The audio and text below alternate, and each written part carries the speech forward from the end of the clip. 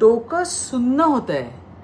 पुण्यामध्ये सख्ख्या आजोबा आपल्या नातीवरच अत्याचाराचा प्रयत्न करणं, काय म्हणावं याला, हे सामाजिक अधपतनाचं लक्षण आहे. या प्रकरणामध्ये पोलिसांनी तत्परतेने कारवाई करत आरोपीला बेड्या ठोकल्यात. आपली लेकरं घरातही सुरक्षित नाहीयेत का? हे असल्या लिंग पिसाटांपासून आपल्या चिमुकल्यांना वाचवायचं कसं, हा प्रश्न आज प्रत्येक आईला पडलाय. राज्याचे सन्माननीय मुख्यमंत्री देवेंद्रजी यांनी महिला आणि बालकांवरील गुन्ह्याबाबत झिरो टॉलरन्सची स्पष्ट भूमिका घेतली आहे. आणि याच पार्श्वभूमीवर आजच्या कॅबिनेट बैठकीत लैंगिक अत्याचाराच्या गुन्ह्यातील आरोपींना पॅरोल मिळू नये यासाठी त्यांनी स्पष्ट सूचना दिल्या. हे निर्णय निश्चितच पीडितांना न्याय देण्यासाठी आणि गुन्हेगारांना कडक संदेश देण्यासाठी महत्वाचे आहे. मी आज कळकळीची विनंती करते प्रत्येक आईला, अगं कोणावरच विश्वास ठेवू नका.